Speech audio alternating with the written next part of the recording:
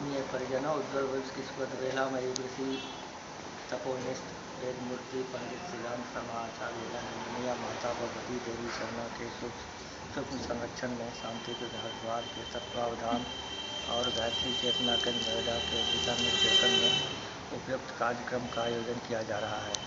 जनमानस में प्रज्ञा का अवतरण इस युग की महती आवश्यकता है। पावन प्रज्ञा पुराण कथा, भागवत कथा और राम कथा का सार तथा अन्य धार्मिक ग्रंथों का तत्व ज्ञान है, जिनमें उन विधाओं का वैज्ञानिक विश्लेषण प्रस्तुत किया गया है जिन्हें मनुष्य अपने व्यवहार और स्वभाव में लाकर आत्मपरिष्कार द्वारा मानव से महामानव बन सकता है तथा सकारात्मक चिंतन से परिवार, समाज और राष्ट्र निर्माण के साथ साथ समूची मानव जाति के उत्थान में अपना महत्वपूर्ण योगदान दे सकता है। पावन प्रज्ञा पुराण कथा सभी जाति, धर्म, संप्रदायों के प्रत्येक वर्ग के नर नारियों के लिए समान रूप से लाभकारी है। मानव के रसाय कल्मशों को नष्ट करके उसे प्रज्ञावान बनाने वाली इस ज्ञान गंगा में स्नान करने हेतु आप सब परिवार इष्ट मित्रों सहित कार्यक्रमानुसार सादर आमंत्रित हैं। इसके बाद भाई साहब।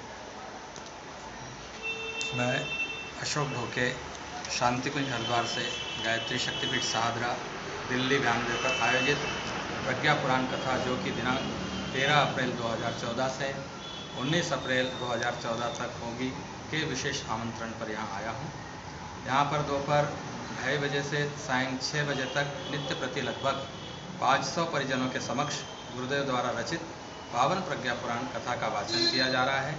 जिस तरह यहाँ के परिजनों ने अति हर्ष के साथ भाग लिया, जिसे देखकर मन बड़ा प्रसन्न हो गया। प्रज्ञा पुराण कथा दरअसल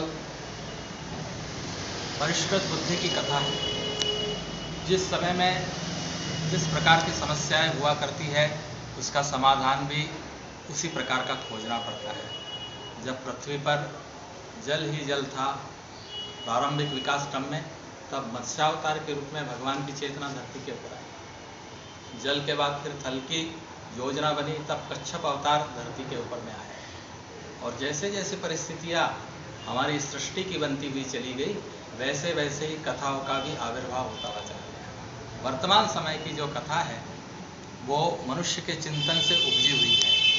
मनुष्य के भीतर में तनाव पैदा होता है। विज्ञान के साधन तो बढ़ते हुए चले जा रहे हैं, लेकिन विज्ञान के इन साधनों के माध्यम से मनुष्य बेहताशा निराशा की दौड़ में भी जा रहा है। वैज्ञानिक लोग कह रहे हैं कि मनुष्य सामूहिक आत्महत्या की ओर दौड़ता हुआ चला जा रहा है। सुपर कंप्यूटर बन गए, वायुयान बन गए, रॉकेट बन गए। विज्ञान की उपलब्धियां तो बढ़ती हुई चली गई, लेकिन इसी के साथ में मनुष्य को जो मानसिक शांति और सुख की और संतोष की जो कामना थी वो वर्तमान युग में भी आने के बाद पूरी नहीं हुई। इस दृष्टि से परम पूज्य गुरुदेव वेदमूर्ति तपोनिष्ठ पंडित श्रीराम शर्मा आचार्य जी ने पावन प्रज्ञा पुराण की रचना की, जिसे वर्तमान में 19वां ग्रंथ कहा जा सकता है। 18 पुराणों के बारे में तो सभी लोग जानते हैं, लेकिन यह साहित्य 19वां पुराण है, 19वां कथा अंक है, जिसको पावन प्रज्ञा पुराण कहते हैं। प्रज्ञा का मतलब है, पावन प्रज्ञा पुराण का मतलब है परिष्कृत बुद्धि। वर्तमान की जितनी भी समस्याएं हैं उन समस्याओं का समाधान होगा वर्तमान बुद्धि से। जैसे विनोबा भावे जी कहा करते थे प्रज्ञा के बारे में, थर्मामीटर को कभी बुखार नहीं होता, उसको कभी ज्वर नहीं होता। तो जिसकी बुद्धि परिष्कृत हो जाएगी, जिसकी बुद्धि श्रेष्ठ मार्ग पर चलेगी, फिर वह स्वयं कभी न तो डगमगाएगा और न ही कभी दूसरों को भ्रमित करेगा। जब जैसे आवश्यकता हुई धरती पर वैसे ही अवतार आए हैं। प्रज्ञा आत्मा का बोध कराती है, जो वर्तमान की बुद्धि है वो शरीर का बोध कराती है। प्रज्ञा श्रेय मार्ग की ओर ले जाती है और बुद्धि प्रेय मार्ग की ओर ले जाती है। प्रज्ञा आत्मशक्ति प्रदान करती है, जबकि बुद्धि अशांति भागदौड़ जीवन में लाती है। प्रज्ञा जीवन में शांति लाती है, जबकि बुद्धि जीवन में चिंता लाती है। प्रज्ञा जीवन में सदुपयोग सिखाती है, जबकि बुद्धि जीवन में दुरुपयोग करवाती है। प्रज्ञा उत्थान का मार्ग प्रशस्त करती है, जबकि बुद्धि पतन की ओर ले जाती है। और जो प्रज्ञा पुराण का वाचन हम यहाँ पर कर रहे हैं वो 4 भागों में परम पूज्य गुरुदेव के द्वारा लिखित है।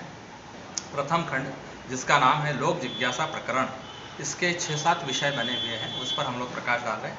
उसका विषय है अध्यात्म दर्शन।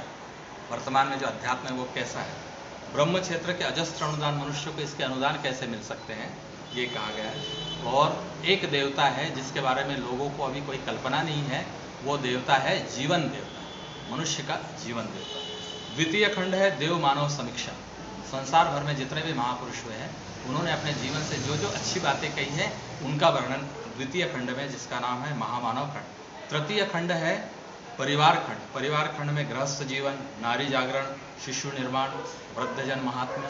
वर्तमान में वृद्धों का जिस प्रकार से निरादर हो रहा है, तो वृद्धों को भी हम सम्मान दिए। जीवन के निर्माण से संबंधित जितनी भी सामग्री है उसको इसमें कहा गया है। चतुर्थ खंड है देव संस्कृति जिज्ञासा, जिसमें वर्णाश्रम धर्म, संस्कार पर्व, तीर्थ, देवालय, मरणोत्तर जीवन, आस्था संकट और अंतिम में इसी का है प्रज्ञावतार, बुद्धि का विकास, श्रेष्ठ चिंतन का विकास।